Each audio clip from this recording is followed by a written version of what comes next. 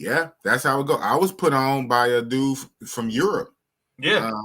What country? What's in Sweden? I forget. Was it Finland? You know, I was put on. I was put on the Mongering by a straight white dude from Europe. Yeah. And when he invited me to his WhatsApp group, I was like one of the few black guys in there, especially American black. Right. And we ain't got nothing on them. So, so all of this stuff that we're getting, this hate that we get now, the brothers, the bros, this and that. I said, hold on, they were doing it before us, and hey man, yeah, absolutely, man. It's interesting that you say that because, like, you're not the first person to say. It's not really the black guys like that's really the wild ones. It's actually the white guys that are really the wild ones. They wilding out, man. Yeah.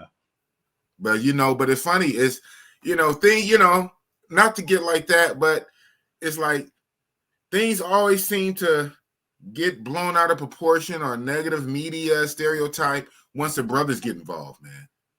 Soon as and I don't want to be that guy to say that, right? It's because I'm black. But soon as the black man do it, right, now all of a sudden. Right. As soon as the brothers do it, it's a problem. Right. I hear you. Dan Sparks again. Before IG and WhatsApp, there was a mongering site called Club Ombre, where brothers would share trip reports, pics, and general mongering advice. It was an excellent source of data. Wow. Okay, so I never came across that one. But the big one I did was Take Me Back to Sasua. But when I was doing my deep rabbit hole dive back in like 2017, like shortly before I got my passport, I was on a lot of different mongering sites. And who knows, I might have came across that one, just didn't know the name. But the only name that sticks out was Take Me Back to Sasua mongering website. A lot of guys from all over the world, mostly Europe, all over the world, sharing trip reports and everything. And it was a very good source of data, because it really lets you know what's going on. You can make informed decisions. So, but here's the thing, I don't want to be the one to say it, but a lot of brothers don't read. You want a brother to watch it? Put it on a YouTube video. Oh man. But the white boys, they'll type it out. Because a lot of times too, it's anonymous, right? It's anonymous. You don't got people's real names, their government names, their handles, their tags, no pictures, no photos, no case, no face, no case. And everybody is just sending in their trip reports about what they do, what they expect, run-ins they have with the local law enforcement, shaking them down, certain chicas, this and that, close call, things to watch. A lot of information, a lot of data. But guess what? You have to read it. You have to read pages and pages of internet data. Most brothers ain't trying to do that. If you want a brother to take it in, you better make a YouTube channel about it.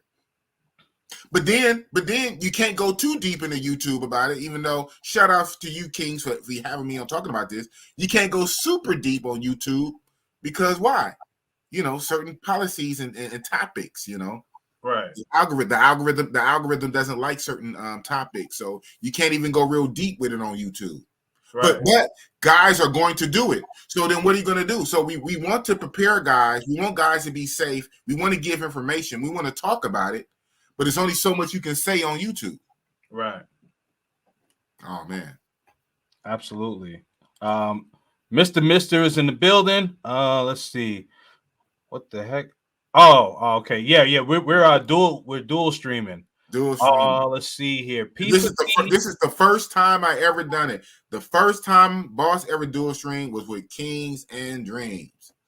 Hey man, it's a pleasure, man. It's a pleasure, man. Let's see here. P for P, travel mongers, not really me. Most of my traveling was for non-related reasons, but I specifically went to Sasua for the for the mangoes. Sorry. Yeah. So Mr. at the top of my list. So for that trip, you mongered. Like I say, and I get it. Like some guys travel because of their jobs, right? Their jobs send them overseas. Yeah. This and that.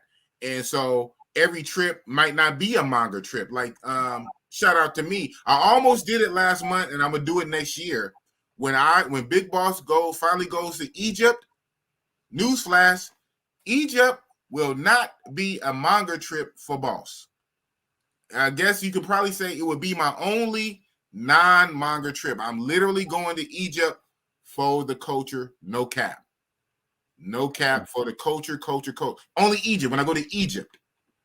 But all the other places, I monger. So shout out to you, Mr. Mister. You say you're not into P4P. You don't do that. You travel for work related. But you did go to Dominican Republic, Sasua for the mangoes. On that trip, yeah, you mongered. You mongered on that trip. Right. And that's real talk. Absolutely.